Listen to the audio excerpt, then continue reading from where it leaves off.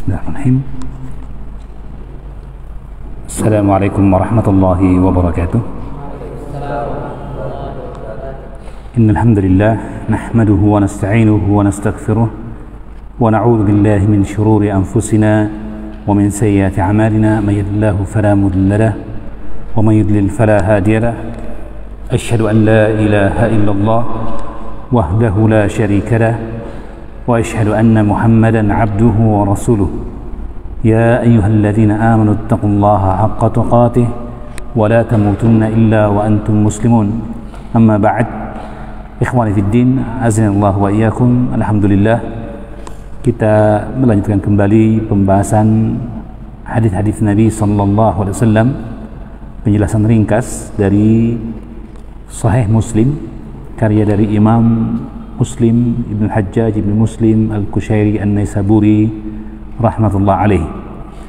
Dan kita masih pada bab tentang bertingkat-tingkatnya orang-orang yang beriman dan kuatnya keimanan orang-orang Yaman. Babu tafaduli ahli imani fihi, bab bertingkat-tingkatnya orang-orang yang beriman dalam keimanan mereka, warujhani ahli yamani fihi, dan kuatnya keimanan penduduk Yaman. Ya, berkata Imam Muslim dalam sahihnya, qala haddatsana Yahya bin Yahya qala qara'tu ala Malikin an Abi Zinadi عن الأعرج عن أبي هريرة رضي الله تعالى عنه أن رسول الله صلى الله عليه وسلم قال رأس الكفر نحو المشرق والفخر والخيلاء في أهل الخيل والإبل والفدادين أهل الوبر والسكينة في أهل الغنم. Oh, sebelumnya belum 84. Oh, belum kita baca itu. Afwan. Baik, hadis ke-84, nomor 84. Berkata Imam Muslim, jadi sebenarnya dia masih merupakan sanad dari hadis ke-52. Jadi lihat ya, nomor urut 84, kemudian ada bainal qausain, di antara dalam kurung ada titik-titik. Artinya nomor hadis masih sama dengan nomor yang sebelumnya, yaitu 52. Artinya dari sisi matannya sama. Adapun yang berikutnya di bawah nomor tersebut yang ada titik-titiknya menunjukkan bahwa itu jalan lain dari hadis yang dimaksud. Maka dalam Imam Muslim ada dua nomor. Nomor yang awal, nomor urut dalam bab, dalam kitab, nomor urut dalam kitab. Nomor yang kedua, nomor urut hadis dari sisi matan. Nomor urut hadis dari sisi matan. Ini perlu difahami. Jadi ini penomoran dari Syekh Muhammad Fuad Abdul Baqi, salah seorang ulama Mesir yang memiliki perhatian yang sangat besar kepada hadis-hadis Nabi sallallahu alaihi wasallam rahimahullah taala rahmatan wasi'ah. Qala Imam Muslim rahimahullah taala, wa haddatsani Amru an-Naqid wa Hasan al-Hulwani qala haddatsana Ya'qub وهو ابن إبراهيم بن سعد قال حدثنا أبي عن صالح عن الأعرج قال عفوا yang benar عن الأعرج أنه قال. Jadi setelah an ada dibaca annahu gitu ya, meskipun tidak tertulis ya. قال أبو هريرة رضي الله تعالى عنه قال رسول الله صلى الله عليه وسلم أتاكم أهل اليمن هم أضعف قلوبا وأرق أفئدة الفقه يمان والحكمة يمانية. Imam Muslim meriwayatkan sanadnya dari Amru an-Naqid dan Hasan al-Hulwani, Hasan bin Ali bin Muhammad al-Hudhali. Keduanya berkata, haddatsana Ya'qub, yaitu Ya'qub bin Ibrahim bin Sa'ad Az-Zuhri Al-Madani. Berkata Ya'qub, haddatsani abi. Siapa ayahnya Ya'qub? Ibrahim bin Sa'ad tentu saja. Ibrahim bin Sa'ad ya, bin Abdurrahman bin Auf ya. An Salih ay Salih bin Kaisan, Anil A'raji Abdurrahman bin Hurmuz Al-A'raj, qal, beliau berkata, qala Abu Hurairah, berkata Abu Hurairah Abdurrahman bin Sakhrin ya, wakila Abdullah bin Sakhrin ya, bahwasanya Rasulullah bersabda, atakum ahlul Yaman, datang kepada kalian penduduk Yaman. Maka riwayat ini menunjukkan bahwa penduduk Yaman yang dimaksud adalah siapa? Ya, orang-orang dari Yaman, dari Son'a ya, dan sebagainya, dan sekitarnya, Hadramaut dan sebagainya, itu Yaman ya. Karena sebagian ulama mengatakan Yaman yang dimaksud dalam pujian al-imanu Yamanin wal hikmatu Yamaniyah, kata mereka itu adalah penduduk Madinah, karena kota Madinah berada sebelah kanan dari Makkah, dari arah Ka'bah gitu, dari arah Ka'bah ada rukun Yamani, ada rukun Syami atau Syamali, rukun yang sebelah kanan, tiang sebelah kanan, tiang sebelah kiri gitu ya. Nah, tiang sebelah kanan itu terusnya ke sana itu adalah Madinah. Maka sebagian ulama mengatakan dimaksud adalah penduduk Madinah. Namun tidak benar ini. Di antara dalil para ulama bahwa itu keliru adalah hadis ini. Kenapa? Karena Nabi mengatakan ini di mana? Beliau mengatakan ini di Madinah. Beliau mengatakan atakum ahlul Yaman, akan datang kepada kalian penduduk dari Yaman. Tidak mungkin penduduk Madinah datang ke Madinah sendiri, kan? Tidak mungkin ya. Berarti dari negeri lain datang ke Madinah. Nah, siapa dia? Itulah Yaman, orang-orang Yaman ya.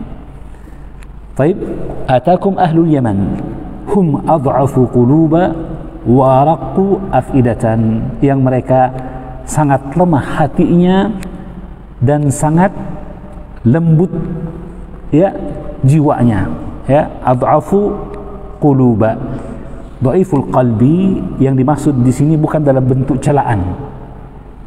Kalau bentuk celaan, orang yang lemah hatinya artinya apa? Mudah tersinggung ya, gampang patah hati dan sebagainya. Itu orang yang lemah hatinya, cepat putus asa ya kan? Namanya dhaiful qalbi. Lebih tepatnya disebut maridul qalbi, hatinya berpenyakit. Karena yang seperti itu, putus asa dan sebagainya, tidak akan terlahir dari hati yang sehat. Karena hati yang sehat senantiasa optimis.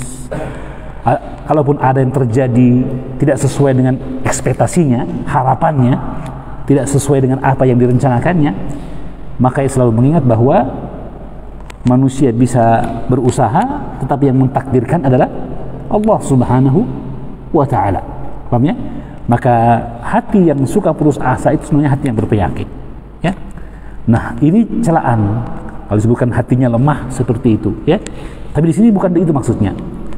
At'afu quluban sama dengan araqqu afidatan, araqqu qalban, raqiq, empatinya kuat. Itu sifat empatinya kuat. Lihat orang yang susah, dia ingin membantu dan memudahkan ya. Ketika ada orang kesulitan, maka ingin memberikan jalan keluar dan membantunya ya. Melihat orang yang sedih, dia menghiburnya. Ini orang yang hatinya penuh dengan empati namanya ya. Mudah untuk atau mudah terenyuh ya, suka membantu, penyayang, maka ini orang yang lembut hatinya. Jelas ya? Dan ini disebutkan oleh sebagian ulama yang datang ke Indonesia. Mereka mengatakan ini pernyataan baginda Nabi sallallahu alaihi wasallam tentang siapa? Orang-orang Yaman. Dan tentu saja ini selain dari perkara wahyu, tentu saja wahyu ya, karena apa yang disabdakan oleh baginda Nabi sallallahu alaihi wasallam kalau berkaitan dengan hati, berkaitan dengan agama, maka Allah mengatakan wa ma yantiqu anil hawa. Tidak mungkin baginda Nabi mengucapkan dari hawa nafsunya. in huwa illa wahyu yuha, dia pastilah merupakan wahyu yang diwahyukan Allah, ya. Maka dia kebenaran gitu. Seandainya ada sesuatu yang keliru dari pendapat baginda Nabi, maka akan ditegur oleh Allah Subhanahu wa taala, ya. Maka ketika dibiarkan, ya, maka itu berarti sesuatu yang disetujui oleh Allah Subhanahu wa taala. Maka dalam bab inilah kata para ulama, apa yang disampaikan oleh baginda Nabi sallallahu alaihi wasallam itu juga merupakan wahyu dari Allah Subhanahu wa taala. Nah, jadi Nabi mengucapkan itu bukan hanya semata dari wahyu saja, tapi juga karena apa? Mumarasah, karena pergaulan beliau, persinggungan beliau dengan orang-orang dari Yaman. Maka beliau memuji orang-orang Yaman, hatinya lembut, ya. Dan di antara bentuk kelembutan hati itu bagaimana sampainya Islam kepada mereka dengan dakwah, bukan dengan peperangan. Itu kata para ulama, dengan dakwah, bukan dengan peperangan. Paham ya? Ya. Beda dengan daerah Irak, daerah Mesir, itu dibuka oleh kaum muslimin, tapi Yaman tidak, ya. Bahkan ketika dihuni oleh ahlul kitab, baginda Nabi telah mengutus para sahabatnya untuk berdakwah. Mu'ad bin Jabal, Ali bin Abi Thalib, Abu Musa al-Ash'ari. Paham ya? Nah, di antara faedah, sebagian masyayikh yang dari Yaman maupun yang dari Saudi yang datang ke Indonesia, mereka mengatakan, kami mengenal penduduk Yaman dan mengetahui bagaimana syariat memuji mereka dari kelembutan hati. Tapi kata mereka, setelah kami bertemu dengan orang Indonesia, subhanallah, ya, ini bukan puji kali, ya, memuji diri sendiri, bukan. Tapi kata mereka, setelah kami bertemu dengan orang Indonesia, ternyata mereka araku kuluba, mereka lebih lembut hatinya, ya. Dan di antara bentuk kelembutannya bahwa di Indonesia pun Islam masuk bukan dengan peperangan, itu. Dan yang bilang itu di antara masyayikh Saudi juga ada masyayikh dari Yaman. Ya, enggak tahu kalau mereka merendah, ya, memberikan kita motivasi, ya, sehingga mereka ingatkan selalu, bersemangatlah dalam menyampaikan kebenaran. Ya, lembutlah dalam menyampaikan kebenaran, karena penduduk Indonesia itu lembut. Lebih orang yang keras saja akan mudah disentuh hatinya dengan kelembutan. Apalagi orang yang lembut. Paham ya? Apalagi orang yang lembut. Maka itu perlu untuk kita jadi cambuk bagi kita, untuk kita dalam menyampaikan kebenaran dengan cara yang lembut. Seperti kata Pak Syekh Al-Albani rahimahullah ta'ala, ya, innal haqqa thaqil. Kebenaran itu sudah berat, apalagi bagi orang yang menolaknya atau orang yang mungkin belum kenal kebenaran, terbiasa dengan tradisi, adat dan sebagainya. Ketika disampaikan syariat seperti ini, pasti akan berat bagi mereka. Ada sikap perlawanan pasti, ya, itu pasti. Pertamanya seperti itu. Maka al-haq itu sakil, kebenaran itu sudah berat. Kata Syekh Al-Albani, kaifa idza adafta ila thiqalil haqqi thiqalal uslubi. Lalu apa jadinya nanti kalau al-haq yang sudah berat seperti itu kalian sampaikan dengan cara yang kasar, dengan cara yang berat pula? Akan semakin sulit orang menerima kebenaran. Baginda Nabi sallallahu alaihi wasallam diejek, sementara sholat dikasih tai kotoran di punggungnya, ya kan? Beliau tetap, ya, mempergauli kaumnya dengan cara yang baik, ya, dengan lemah lembut. Beliau hanya menyampaikan kebenaran, ya, bagaimanapun penolakan mereka, tetapi dalam pergaulan beliau mengatakan, sesungguhnya antara kami dengan kalian ada rahaman, ada kekerabatan, wa sa'abulluha bibalaliha, dan kekerabatan itu akan aku basahi dengan sebasah-basahnya. Maksudnya basah apa? Saya akan tunaikan apa yang menjadi kewajiban kekerabatan, dari saling membantu, saling menolong, mendoakan kebaikan dan sebagainya, ya, yang itu adalah bagian dari kekerabatan kita, kasih sayang kita dengan saudara, keluarga dan sebagainya. Jelasnya? Subhanallah, ya. Maka ini sedikit perkara yang disampaikan oleh para masyayikh, kita ingatkan, mudah-mudahan itu menjadi pola kita, ya, dasar kita dalam menyampaikan kebenaran kepada orang lain. Ya. Baik, selanjutnya hum adhafu quluban wa araqqu afidatan. Mereka sangat lembut hatinya, sangat lembut jiwanya. Ya. Al-fiqhu yamanin, dan fikih itu yamanin. Ya. Artinya yumnun ay khairun, atau artinya dari arah Yaman. Artinya orang-orang Yaman mereka memiliki kefakihan, kecerdasan, al-aqlu wal fahmu, ya. Wal hikmatu yamaniyah, dan hikmah juga adalah kebaikan, khairun, ya. Dan datangnya juga diantaranya dari orang-orang Yaman, ya. Nah, hikmah di sini sekali lagi kita sebutkan hikmah dalam arti yang terpuji, dan demikianlah asal makna dari kata hikmah, asalnya terpuji. Hikmah wadu syai fi mawadhi'ihi, meletakkan sesuatu pada tempatnya, itu hikmah, ya. Kemudian hikmah berubah menjadi suatu makna tertentu, khususnya di kalangan para filosof. Hikmah itu menurut mereka adalah kaidah-kaidah akal, apa yang ditetapkan oleh para filosof, ya. Dan itu terjadi, ya, pada setelah generasi 3 yang pertama, yang awal dari generasi terbaik umat Islam, ketika terbuka negeri-negeri di mana di sana berkembang dan dipelajari ilmu kalam. Maka khalifah pada waktu itu mencari orang-orang yang menerjemahkan buku-buku ilmu kalam tadi. Dibuatlah namanya Baitul Hikmah, Baitul Hikmah. Nah, ini dengan makna yang tercela, tentu saja dengan makna yang tercela. Jadi sehingga kita dapatkan sekarang, sampai sekarang masih ada orang-orang yang lebih mendahulukan filsafat Yunani ataupun ilmu kalam tadi daripada syariat, daripada syariat. Padahal baginda Nabi mengatakan, inni utitu jawami al-kalimi, aku diberikan jawami al-kalim, kalimat-kalimat yang ringkas namun maknanya luas, yang jauh lebih bagus daripada pendapat-pendapat para filosof dan ilmu kalam tadi, apalagi dia datang dari Allah Subhanahu wa ta'ala. Nah, jadi itu maknanya al-hikmah. Baik, berkata Imam Muslim selanjutnya, haddatsana Yahya bin Yahya bin Bukair An-Naisaburi qala qara'tu ala Malik.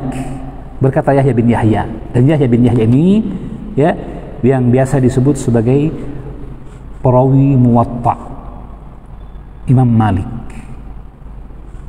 perawi Muwatta Imam Malik. Disebutkan Muwatta, saya punya kitab Muwatta. Muwatta itu kumpulan hadis, ya, sebuah buku yang mengumpulkan hadis-hadis Nabi dan apa yang diriwayatkan dari sahabat dan tabi'in.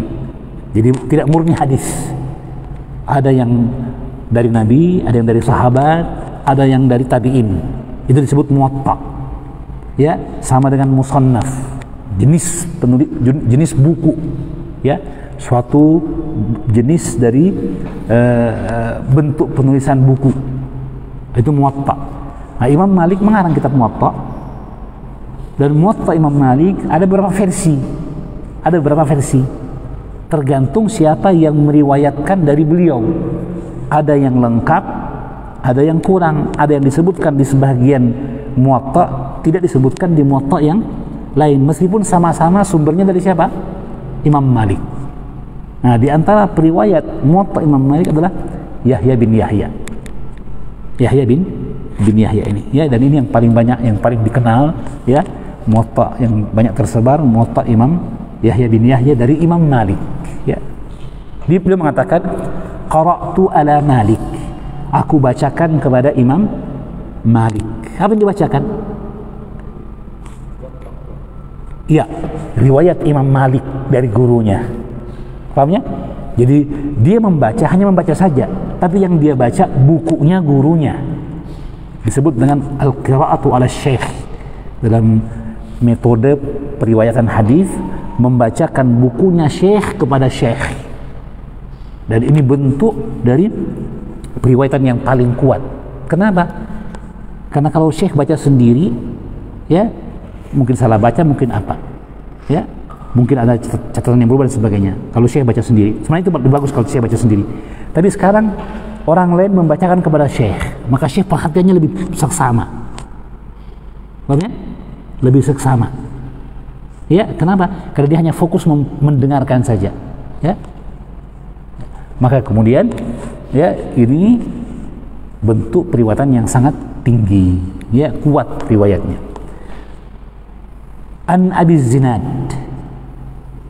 An Abi Zinad. Imam Malik meriwayatkan dari Abi Zinad, Abdullah bin Zakwan, ya. Abu Zinad atau Abu Zinad Al-Madani. Anil A'raji. Siapa Al-A'raj? Ya.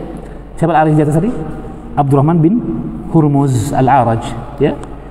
An Abi Hurairah radhiyallahu taala anhu anna Rasulullah sallallahu alaihi wasallam qala ra'sul kufri nahwa al-mashriqi wal fakhru wal khuyala'u min ahli al-khayl wal ibli wal faddadin ahlul wabari was sakinatu fi ahli al-ghanami.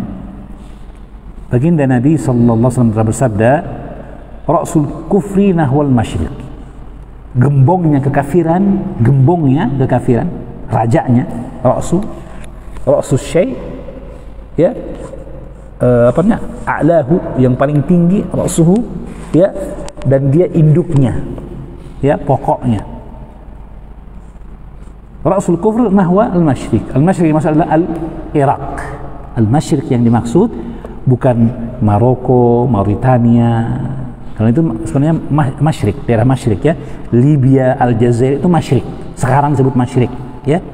Namun masyriq yang di sini, adapun yang selainnya seperti Irak, ya. Ya. Yang tadi Maroko, Tunisia, Aljazair itu Maghrib.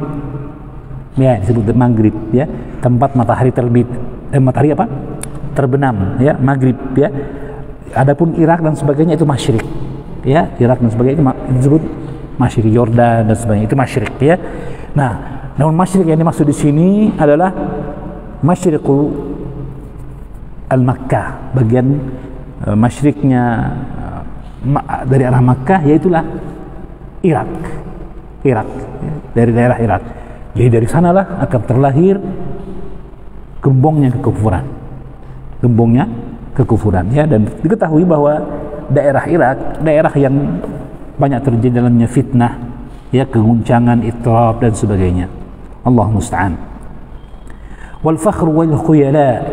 Kemudian kata baginda Nabi sallallahu alaihi wasallam, al fakhru, kesombongan. Al fakhru, ya, sebenarnya berbangga-bangga. Al fakhru bil ansab, saling membanggakan nenek moyang. Al fakhru, berbangga dengan menyebut-nyebutkan, itu namanya al-fakhru. Wa tafakhurum bainakum, ya, saling bangga di antara kalian. Berapa anakmu? Saya sekian. Berapa hartamu? Sekian. Saya punya ini, punya itu. Itu berarti at-tafakhur, ya. Adapun khuyala, kesombongan, juga fakhar, tapi dalam bentuk sikap. Maka Nabi katakan, man jarra thawbahu khuyala. Siapa yang menyeret pakaiannya dengan kesombongan, berarti khuyala itu hay'ah, ya, penampilan, ya, perilaku, ya. Bainama rajulun yakhruju yatabakhtar, kata Nabi, ketika ada seorang keluar dari rumahnya dengan menyombongkan diri, disebutkan menyombongkan diri, maknanya adalah menyeret pakaiannya di tanah lalu berjalan lenggang kakung, namanya lenggang kangkung, ya. Ya, jalan koboi gitu, ya. Ya. Makanya seperti itu. Ketika berjalan seperti itu, orang itu tiba-tiba kemudian tanah terbuka di bawahnya dan dia pun tertelan ke dalam bumi. Na'udzubillah min dzalik. Maka dia dalam kesombongannya sampai hari kiamat. Na'udzubillah, ya. Maka sekali lagi al-fakhru dengan khuyala itu mirip, ya, sama-sama menunjukkan kesombongan. Cuma al-fakhru bil kalam, ya, dengan perkataan, wal khuyala'u fil hay'ah. Khuyala'u fil hay'ah, dalam bentuk sikap, penampilan, ya. Dan bukan dari kesombongan, seorang yang memakai pakaian yang bagus. Paham ya? Seorang yang memakai sendal yang bagus, songkok yang bagus, bukan lagi kesombongan. Kata baginda Nabi, Inna Allah yuhibbu an yura athara ni'amihi ala abdihi. Allah suka untuk melihat nikmatnya yang Allah berikan kepada hamba itu pada diri sang hamba. Jelas ya? Ya, adapun sombong itu kata Nabi, batarul haqqi wa ghamtun nas. Ketika seorang menolak kebenaran dan menghinakan manusia, itu namanya sombong, ya. Baik. Maka dari arah mereka, dari arah masyrik, kemudian gembong kekafiran, kemudian kesombongan dan ya bermegah-megahan, ya, bermegah-megahan dan kesombongan fi ahlil khayli, pada pemilik kuda, wal ibili, dan pemilik onta. Jadi orang yang punya onta, punya harta berupa onta ataupun onta. Kenapa? Karena keduanya harta yang mahal nilainya, ya. Maka seorang yang memilikinya pastilah orang yang berada, orang yang kaya raya. Maka ada pada mereka bentuk tersebut, ya. Al-faddadin ahlus saut, orang yang bersuara, ya. Al-faddadin, ya. Jadi maksud sama juga. Itu orang-orang yang mereka memiliki hewan ternak yang banyak, ya, yang mereka berbangga dengannya. Ahlul wabar. Wabar itu kulit. Pemilik kulit-kulit, ya, yaitu kulit-kulit hewan tadi. Ya, biasanya pada onta. Wabar itu pada onta, ya. Ahlul wabar yang mereka dalam kemewahan, itu intinya. Mereka dalam kemewahan, mereka dengan kekayaan dan kemewahan.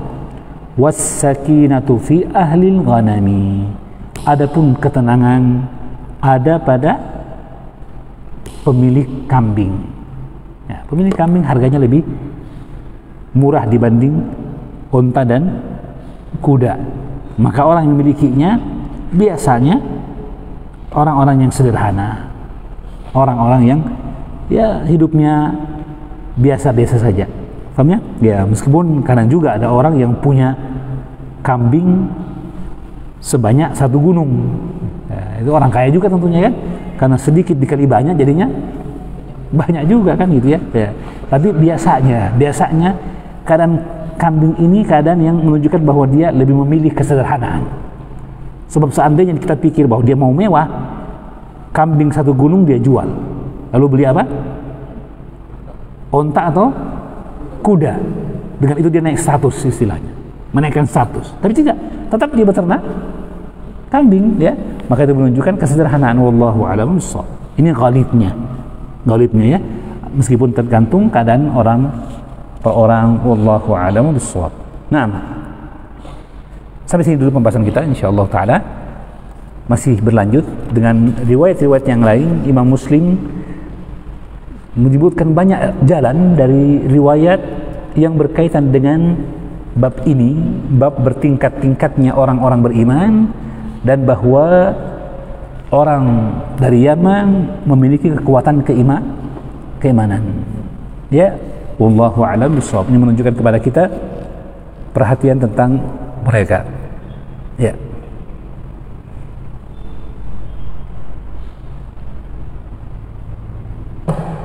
Baik, sekian demikian. Ada pertanyaan? Baik. Subhanakallah bihamdik, asyhadu an la ilaha illa anta astaghfiruka wa atubu ilaik. Wa sallallahu ala nabiyyina Muhammadin wa ala alihi washabbihi wasallam. Wa akhiru da'wana alhamdulillahi rabbil alamin. Wassalamu alaikum warahmatullahi wabarakatuh.